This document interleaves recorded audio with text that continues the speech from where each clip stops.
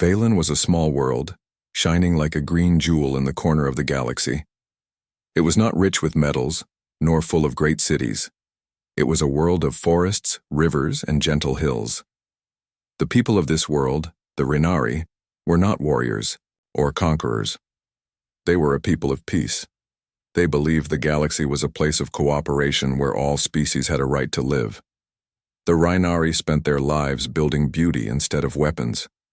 Their homes were grown from living trees that twisted into elegant shapes. Their songs carried through the valleys, and their stories were passed down by the firelight. They believed kindness was strength and patience was wisdom. For centuries they survived this way, never harming others, never asking for more than what they needed. But in the galaxy, peace was often seen as weakness. Far away, the Koth Dominion expanded its borders like a spreading fire. The Koth were cruel and hungry for resources. Their war fleets darkened skies, and their soldiers marched with no mercy. Wherever they went, they took what they wished and left ruins behind. To the Koth, Valan was nothing more than another stepping stone. When the Rhinari first saw Koth ships in their skies, they did not understand the danger. They thought perhaps it was a trade mission or a diplomatic visit. Their leaders opened channels and greeted them with words of friendship. But the Koth did not answer with words. They answered with fire. The first city burned in less than an hour. Plasma fire rained down, cutting through forests and villages. Families ran for their lives, carrying their children in trembling arms. The great crystal towers of Valan's capital shattered and fell, their light dimming forever. The screams of the innocent filled the air, and the gentle songs of the Rhinari were drowned in war. The Rhinari tried to defend themselves, but they had nothing. Their rifles were old and few. Their ships were small, meant for farming and exploration, not combat. Their warriors were farmers, healers, and teachers, not trained soldiers. Against the Koth war machines, their resistance was like paper before fire. And yet, the Rhinari did not surrender quickly. They fought with courage that surprised even their enemies. They fought not for conquest but for survival, for the lives of their children, and for the spirit of their world. Villagers turned to soldiers overnight. Hunters aimed their simple weapons at the sky.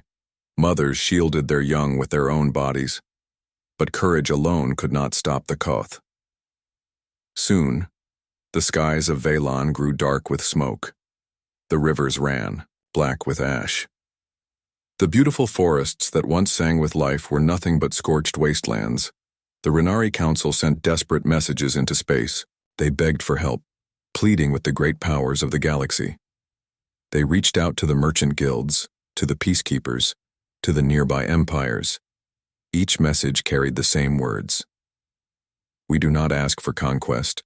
We only ask for one chance, to live. But the galaxy was silent. The merchant guild said Valan had no trade value. The peacekeepers declared the war beyond their jurisdiction.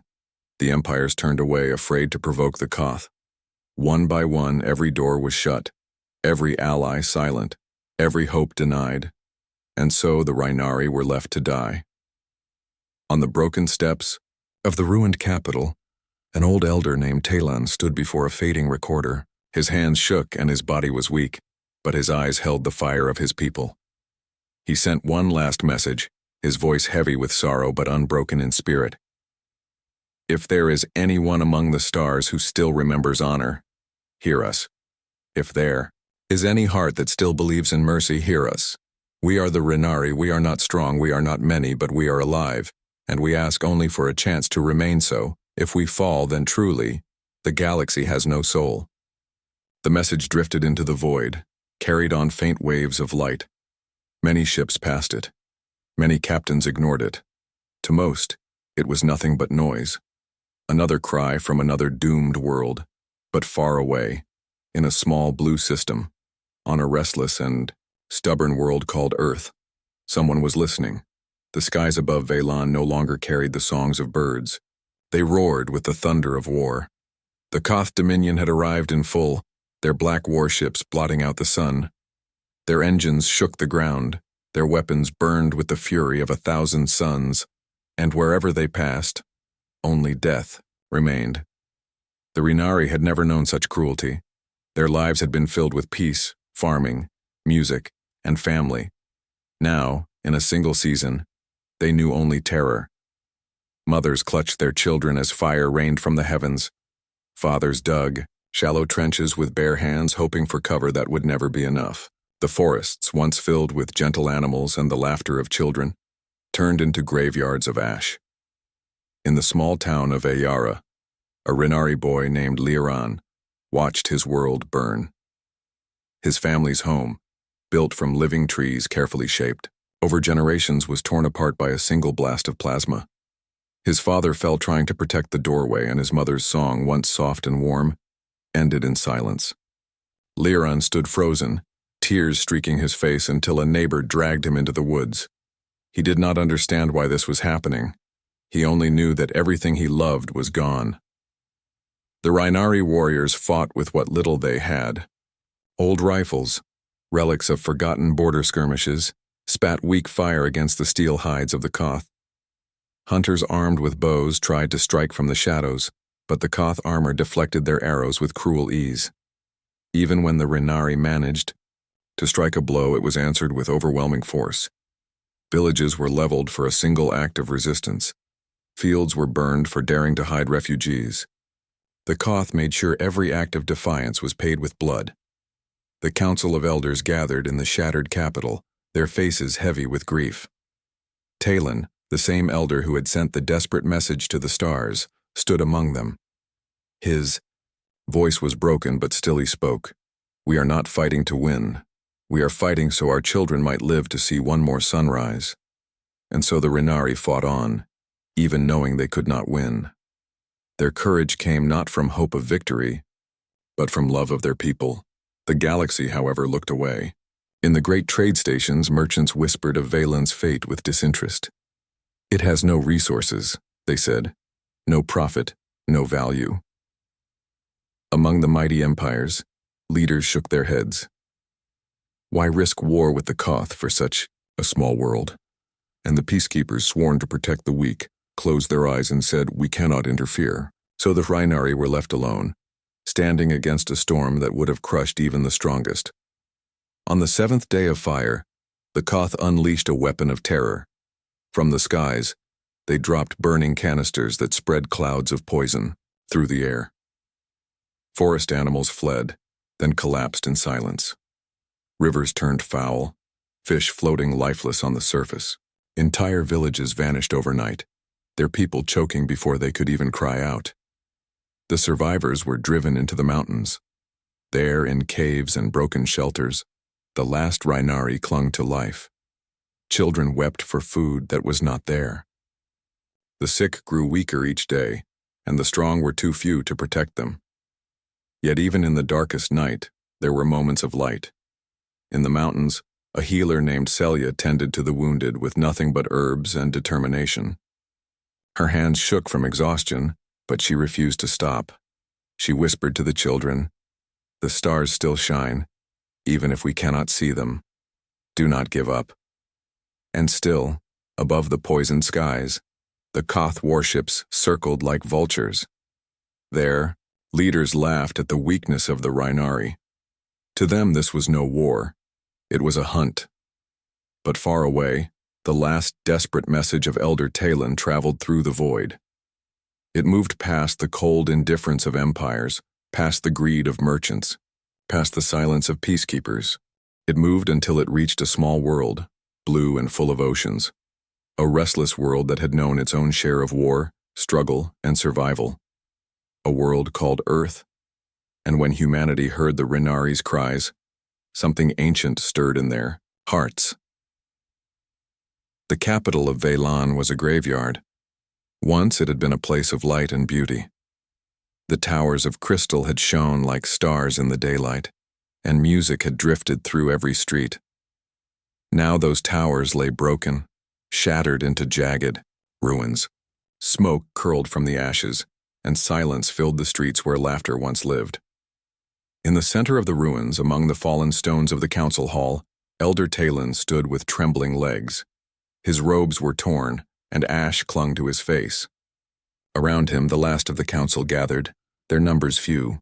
They were tired, their hearts heavy, but they had one last task to complete. A recorder lay on a cracked pedestal, half broken from the bombardment. Its power cells flickered, weak and fading. It would not last long. But Talon knew they had no choice. If their voices died here, then the galaxy would never even remember that the Renari had existed. He looked at the faces of his people, scholars, healers, teachers, not soldiers. They waited in silence, their eyes full of sorrow yet also hope. They hoped for something greater than themselves. They hoped that somewhere in the endless stars, someone would care. Talon touched the recorder, and the faint blue light blinked, alive.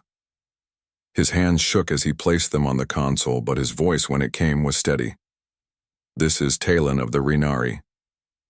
To any who can hear us, this is our truth. He paused, gathering his breath, his old heart beating against his chest. Then he spoke again, his words flowing like a river filled with both sorrow and strength.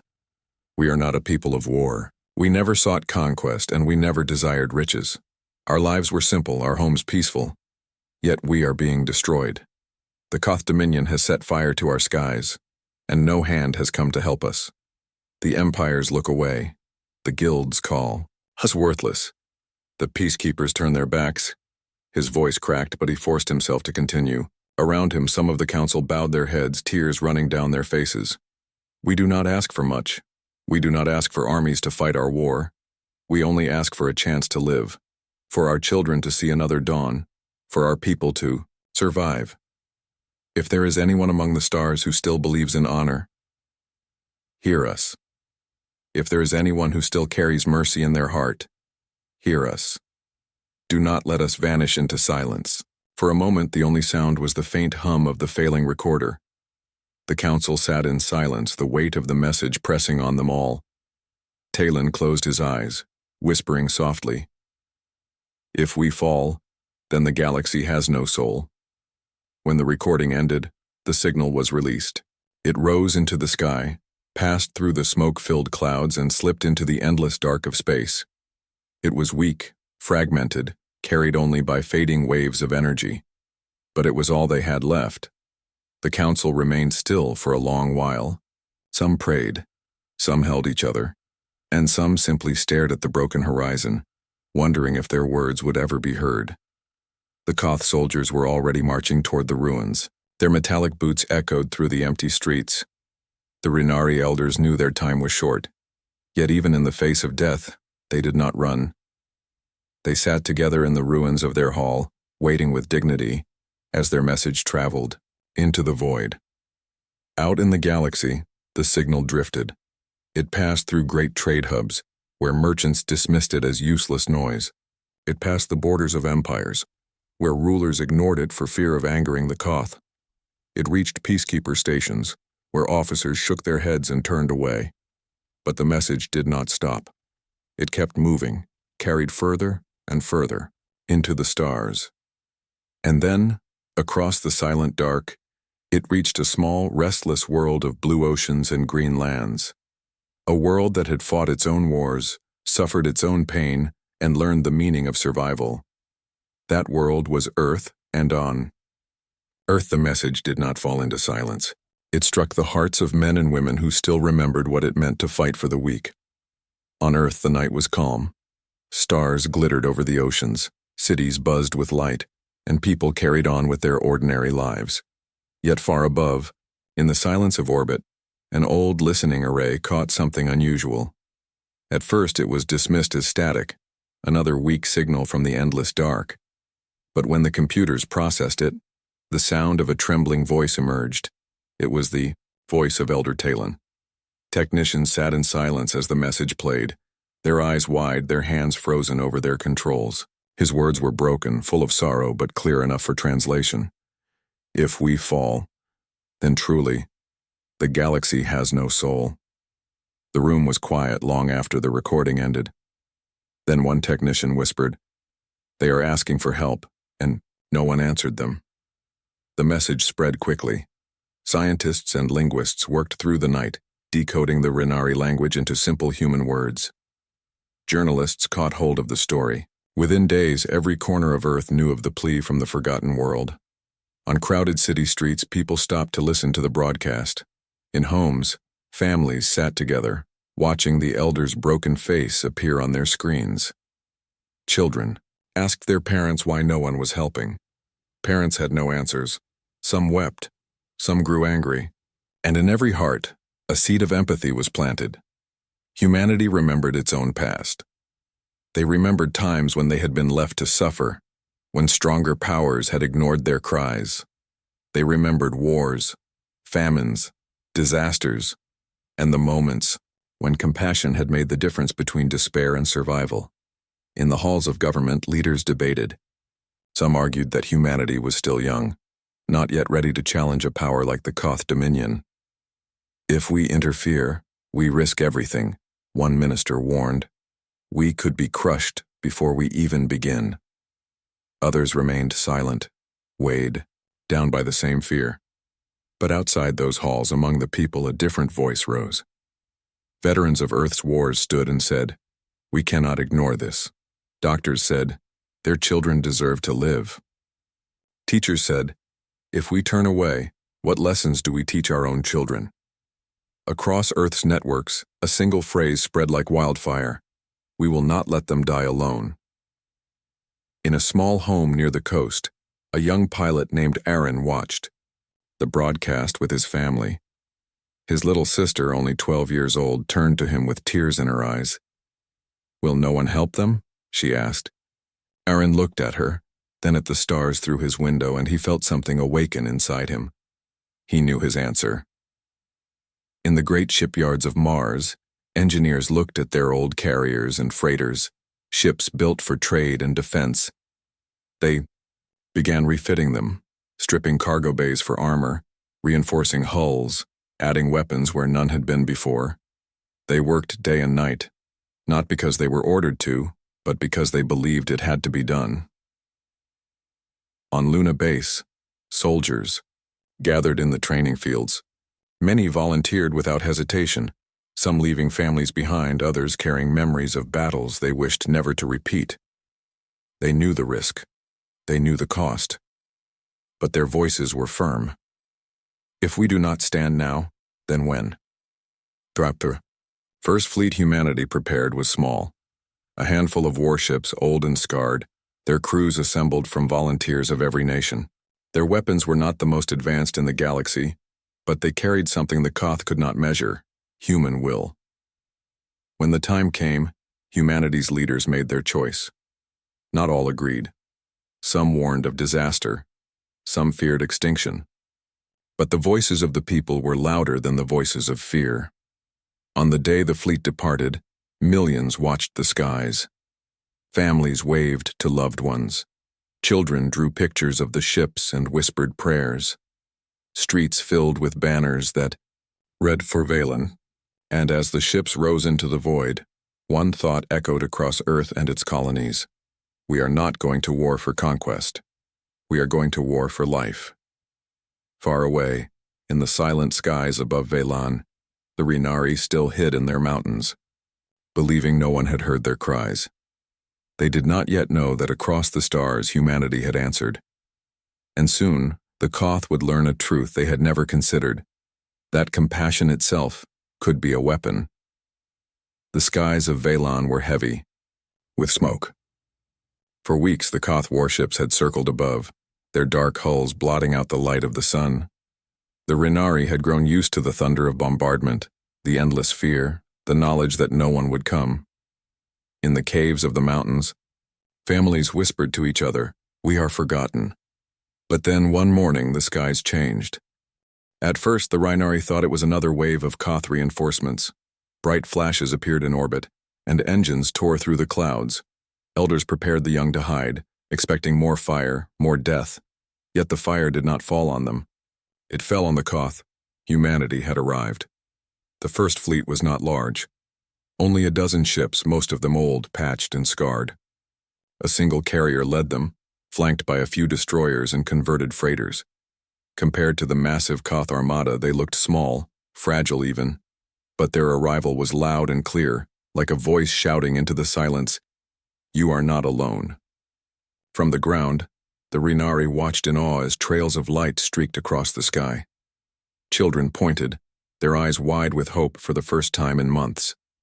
Hunters who had fought with broken rifles dropped to their knees, whispering, "The stars have heard us."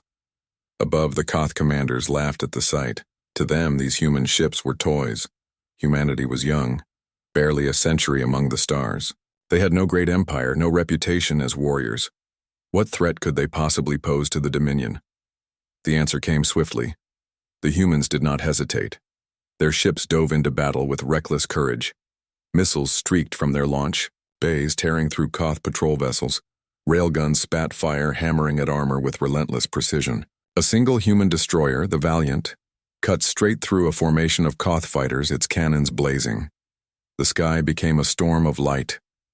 On the ground, the Rhinari cheered as they saw Koth ships, once untouchable, burning and falling into the oceans. The sound of human voices echoed through emergency broadcasts. To the people of Velan, you are not forgotten. Humanity stands with you. Talon, the old elder who had sent the desperate message, heard those words in the darkness of the caves. Tears filled his eyes. His people had been abandoned by the galaxy, left to die in silence. Yet here were strangers, crossing the stars to fight for them. He whispered to the children around him, "Remember this day." The humans came. The battle raged through the night. Humanity's fleet took heavy losses. 2 freighters were torn apart by plasma fire. A destroyer fell in flames, scattering debris across the atmosphere. Each time a human ship was struck, the Rhinari cried out in sorrow, but then they saw the humans did not retreat. Even in fire, even in loss, the fleet pressed forward. On the surface, human dropships descended through the clouds, carrying soldiers in armored suits. They landed near the mountains where Rhinari refugees were hiding. The soldiers fanned out, weapons ready, and for the first time Rhinari villagers saw them up close. Tall figures in steel, faces hidden by visors, voices steady and strong. A Rhinari. Child ran forward, clutching a broken wooden toy. A soldier knelt, lowering his rifle, and placed a hand gently on the child's shoulder. "You're safe now," he said softly. The words were simple, but to the Rhinari they were a promise, brighter than the sun. The Koth, however, were enraged. They had expected fear, but instead they found resistance. They ordered their fleets to crush the humans quickly, to make an example of them. Yet humanity fought like a people who had known suffering all their history. They fought not for profit, not for conquest, but for life itself. As dawn broke, the skies were filled with wreckage, burning Koth ships drifting among shattered human vessels. Humanity had not won the battle, but they had not lost either. And most of all, they had proven something the Rhinari had thought impossible. The Koth could bleed. For the first time in months, the people of Velan felt hope, and in the heart of the mountains, Elder Talon looked to the horizon, where trails of smoke still lingered from the battle. His voice was soft but filled with strength as he said, "We are not alone anymore." The battle in the skies had shaken the world, but the war was far from over. On the ground, the Koth pressed forward with brutal force. Their armored vehicles rolled through the valleys, their soldiers marched with heavy boots, and their banners of conquest flew above burning villages. To them, Velan was already conquered. The humans were only a small delay, but the humans did not see themselves as a delay. They saw themselves as shields. In the mountains where the Rhinari had hidden, human soldiers built defenses. They dug trenches, set up cannons, and placed barriers along the narrow passes. They worked quickly, their voices calm, even as the thunder of Koth artillery echoed in the distance. The Rhinari watched, amazed. These strangers moved with discipline and purpose, yet they also carried kindness in their actions. Soldiers shared food with hungry Rhinari children, offered blankets to the elderly, and treated the wounded with gentle hands. Soon, the Koth arrived. The first clash came in a narrow valley. Koth machines advanced, their weapons glowing with deadly light. The Rhinari, armed with old rifles, trembled behind the barricades. But then a human commander's voice rang out. "Stand firm. They bleed like any other." When the Koth charged, the valley erupted. Human cannons roared, missiles streaked across the sky, and rifles cracked in unison. Explosions shook the ground as the first Koth tanks burst into flames. For the first time, the Rhinari saw their enemy fall back. For the first time, the hunters who had fought with bows and arrows saw the mighty Koth stumble. A Rhinari farmer named Kale stood beside a human soldier, both firing from the barricade. His hands shook, but the human's calm voice guided him. "Aim steady, breathe. Pull the trigger when you're ready." Together they struck a Koth trooper, and Kale felt something he had never felt before. Power, not born of hatred, but of unity. The fighting was brutal. Plasma fire scorched the rocks, and human armor was torn apart by enemy blasts. Soldiers fell, but others stepped forward to take their place. They fought with stubborn determination, refusing to give ground even when the Koth pressed with overwhelming numbers. In one battle, a human medic named Leora carried a wounded Rhinari child through gunfire. Her armor was burning, but she did not stop until the child was safe behind the lines. The Rhinari gathered around her, their eyes wide with gratitude. To them, she was more than a soldier. She was proof that compassion could survive even in the middle of war. The days stretched into weeks. Each sunrise brought more battles, more loss, and yet also more courage. The Rhinari began to fight not as scattered survivors, but as allies. Farmers took up rifles. Hunters guided human soldiers through the forests, teaching them the paths of the land. Children carried water and supplies to the front lines. And slowly, the humans and Rhinari became more than allies. They became family. The Koth, however, grew, angrier with each defeat. They unleashed new weapons, firestorms that swept across the valleys, poison that choked the air. Still, the humans stood. Still, the Rhinari held the line beside them. Where one fell, another rose. Where the enemy expected fear, they found defiance. One night, around a small campfire in the mountains, Elder Talon spoke to the human commander. "The galaxy left us to die," he said softly. "But you came? Why? Why risk so much for a people you do not know?" The commander looked into the flames. His face was scarred, his armor dented, but his eyes burned with quiet strength. "Because once we too were ignored. Once no one came for us. We swore we would never let that happen again. Not to anyone." Talon's heart ached with gratitude. For the first time, he believed his people might survive. Not because they were strong alone, but because someone had chosen to stand with them. By the end of that week, the Koth advance had slowed.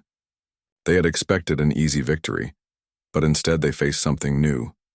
A bond between two peoples, forged in blood and fire. And the galaxy, watching from afar, began to whisper. Humanity was no longer just a young race of explorers. They were something far more dangerous to the Dominion.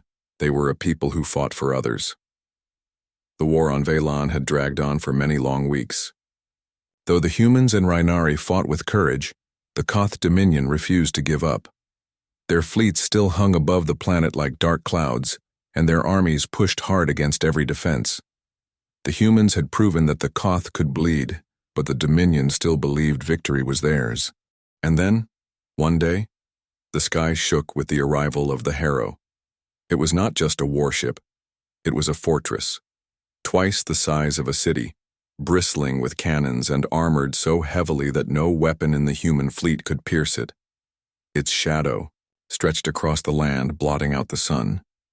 To the Rhinari, it looked like the very embodiment of death. To the Koth, it was their answer to humanity's defiance. When the Harrow entered orbit, its first strike shattered an entire mountain ridge. Villages vanished in fire, forests crumbled into ash, and the defenders were thrown into despair. Even the strongest among the Rhinari bowed their heads, whispering, "This is the end." In the command center of the human flagship, the air was heavy with silence. Officers studied the readings, their faces pale. They knew their weapons could not break the Harrow. They knew their fleet could not withstand its fury.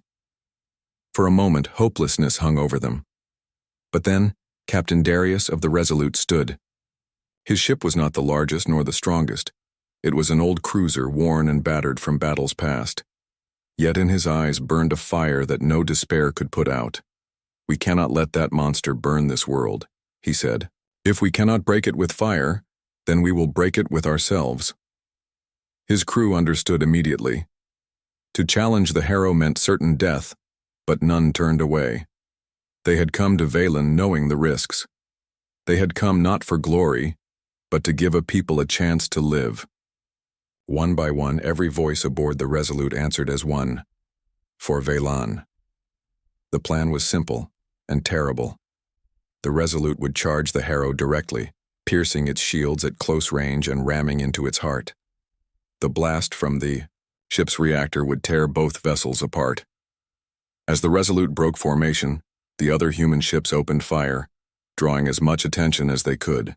The sky became a storm of light and thunder. The Rhinari on the ground looked up, watching streaks of fire cross the heavens. Inside the Resolute, the crew moved with calm determination.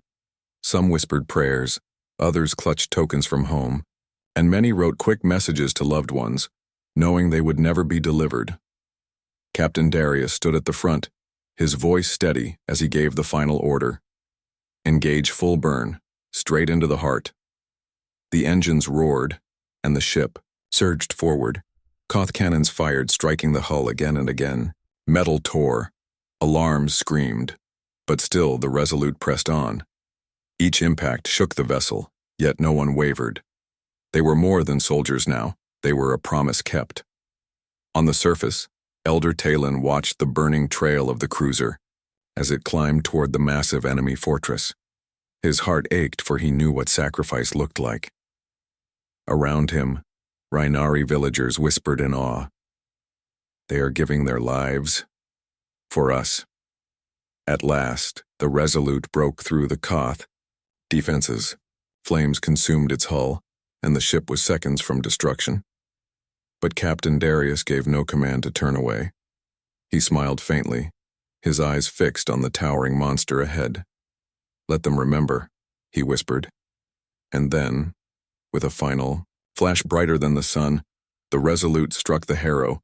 The explosion tore through the skies. Fire consumed the massive Koth fortress, ripping it apart from within. Metal rained across the atmosphere, and the shockwave thundered across the land. When the light faded, the Harrow was gone. Nothing remained but burning fragments falling into the oceans. The galaxy itself seemed to pause. The impossible had happened. A young race dismissed as weak and reckless had destroyed one of the Dominion's greatest warships, not with superior weapons but with will and sacrifice. On the ground, silence held for only a heartbeat. Then a cheer rose from the mountains. The Rhinari shouted with voices filled not just with hope, but with fire. Hunters raised their rifles, farmers lifted their tools, and children cried out with joy. The Koth had been shaken. Their might was not invincible, and beside them humanity stood like a wall of iron and blood, proving that compassion could burn brighter than any weapon. That day was remembered forever as the turning point of the war for Valan. The sky over, Valan was no longer dark. Pieces of the destroyed warship still burned as they fell into the oceans, sending waves crashing against the cliffs. The people on the ground watched in silence, their eyes wide with awe. The impossible had been done. The Koth fortress, the mighty Harrow, was gone, but with the victory came sorrow. The Resolute and her brave crew were no more. Their sacrifice had torn away the shadow of despair, yet it left behind a wound in every heart. The Rhinari lit fires. In the mountains, each flame a tribute to those humans who had given everything. Children placed flowers on the hills, whispering prayers in the old tongue. In the human fleet, the silence was heavy. Ships carried the news across the channels, their crews speaking softly, their voices filled with both grief and pride. They had lost brothers and sisters, yet they knew those lives had changed history. Captain Darius and his crew had not died in vain. The Koth, stunned by the destruction of their warship, pulled back their fleets. For the first time they hesitated. Their arrogance had been wounded, their belief in their invincibility shattered. The humans and Rhinari used those precious days of quiet to gather strength, to prepare for the battles yet to come. But humanity understood something greater. The story of Vaylon could not remain hidden. The galaxy had to know. On the third day, after the fall of the Harrow, a message was broadcast from the human flagship. It spread through every channel carried by human ships and boosted by Rhinari signals. It echoed across the stars, reaching stations, colonies, and hidden worlds where oppressed races listened with desperate hope. The image was simple. A human officer stood in his uniform, the banners of Earth and Vaylon behind him. His face was tired, his armor scarred, but his voice was steady as steel. "People of the galaxy," he began, "you have seen what the Dominion does. You have watched worlds burn, you have heard cries for help, and too often you have turned away. One world, the Rhinari home of Vaylon, was left to die, left to be erased, left to vanish in silence." He paused, his eyes hardening. But humanity does not look away. Humanity does not leave others to die. We stand with those who are abandoned. We stand with those who are broken. And if the Koth bring war, then we will bring defiance. Around the galaxy, screens lit up with his words. In hidden corners of occupied planets, slaves stopped their work to listen. On free worlds, rulers leaned forward, their faces pale as the message burned into their minds. The humans were not begging, they were declaring. The officer's voice rose, strong and filled with fire. "You call us young. You call us reckless. But know this, we will not let the strong crush the weak. We will not let cruelty decide the future. If the Dominion comes with chains, we will break them.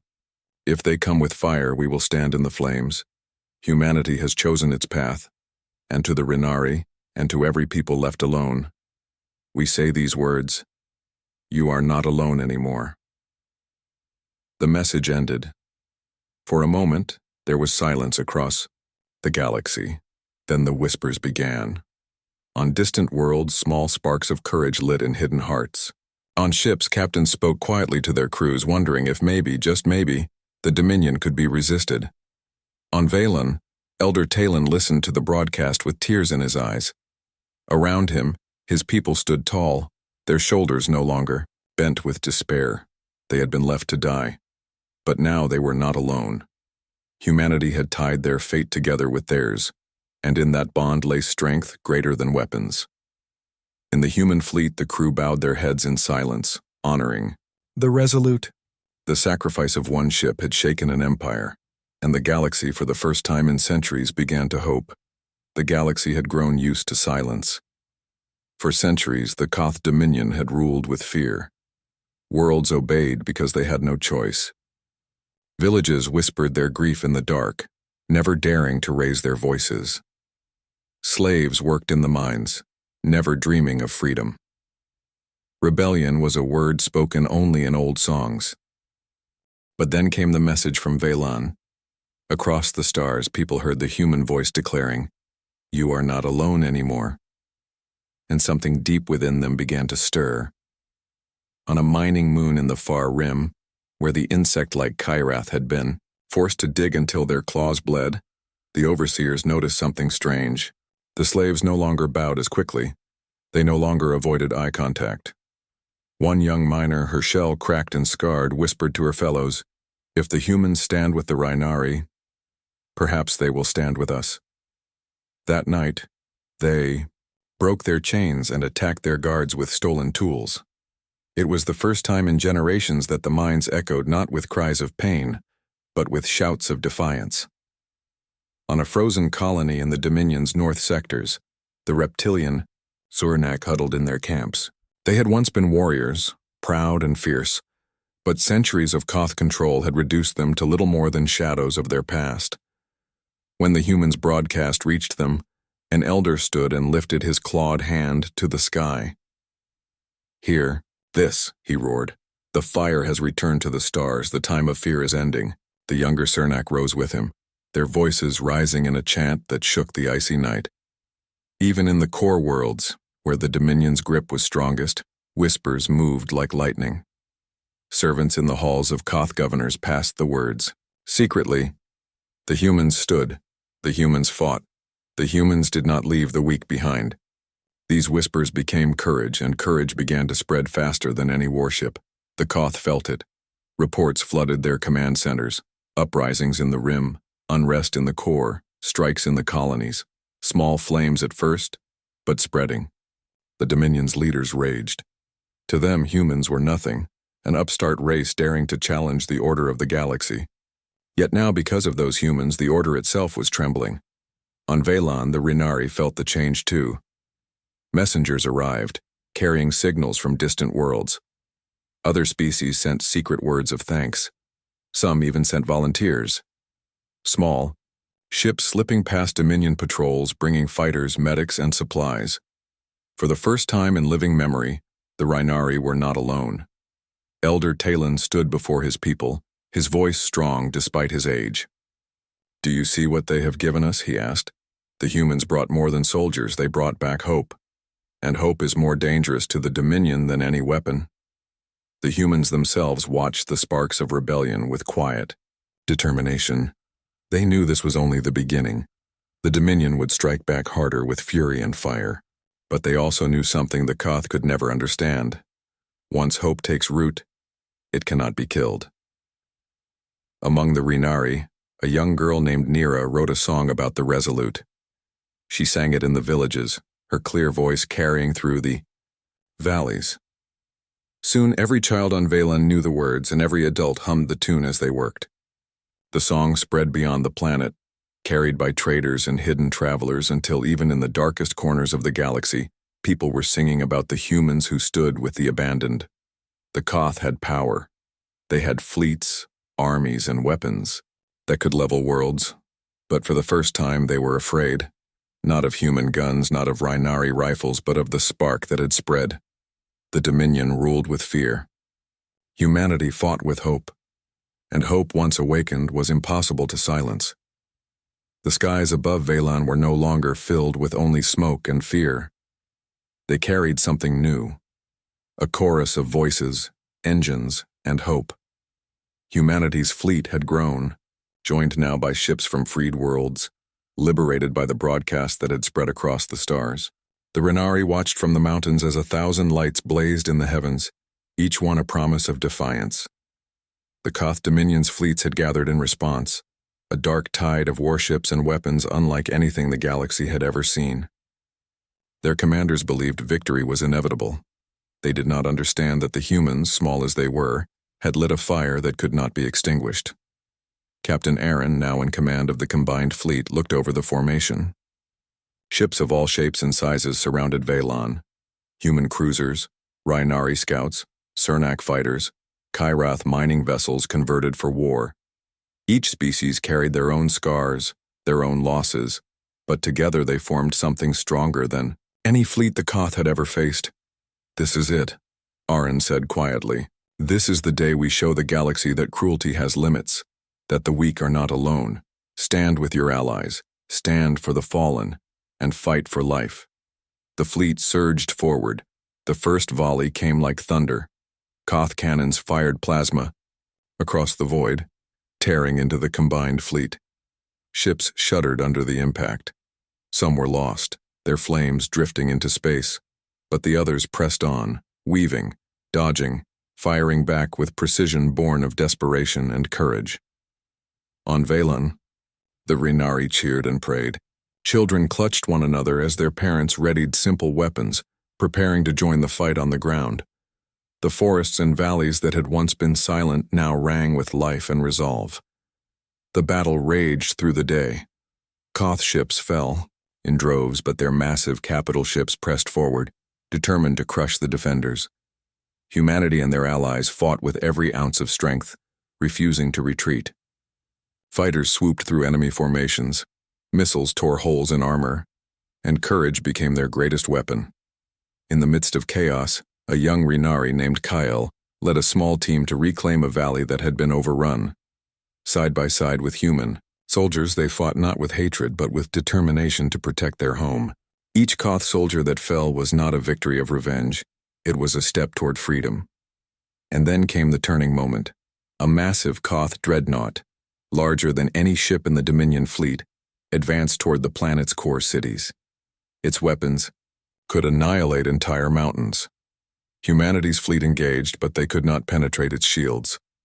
Aaron realized that, as with the Resolute, only sacrifice could save Velan.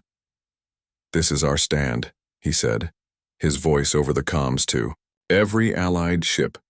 "We fight not for glory, not for conquest. We fight for life itself. Follow me." He piloted the lead human cruiser straight toward the dreadnought. Allied ships followed, creating a storm of fire and courage. Explosions lit the darkness, filling the void with brilliant streaks of destruction. One by one, the Allied fleet found weaknesses, exploiting every opening, every distraction. On the ground, the Renari joined the fight. Hunters and farmers, armed with simple rifles, set traps in the forests. Villagers guided Allied forces through valleys, showing hidden paths that allowed humans to flank the massive Koth war machines. Together, they turned fear into strategy, despair into hope. Hours passed. The Koth forces, once untouchable, were breaking. Their dreadnoughts fell one by one, their fleets scattered. And finally, as the sun set over Velan, the last Koth flagship was destroyed by a coordinated strike from every species standing together. The battlefield fell silent. Smoke rose from broken ships, and the survivors floated among the stars, exhausted, but victorious. The Renari climbed the mountains, their eyes wide with tears and joy. Humanity's fleet, battered but alive, hovered above, their banners waving proudly. Elder Talon stepped forward, his old voice trembling as he spoke to the gathered Rhinari and humans. "We were left to die," he said, "but today, the galaxy remembers that life is stronger than fear. Today we are not alone. Today hope has won." Children laughed, soldiers hugged one another, and survivors knelt to thank the stars. The galaxy had seen something new, a bond between species, a courage born not of conquest but of compassion. From this day forward, the story of Velan would travel across the stars. Humanity had shown the galaxy that being strong was not about dominating others. It was about standing with them in the darkest hours when no one else would. And the Koth, defeated but still dangerous, would remember that a united galaxy was a force they could never break. For the Rhinari, for humanity, and for every species who had whispered prayers in the dark, the stars themselves seemed to shine a little brighter. The galaxy had changed forever.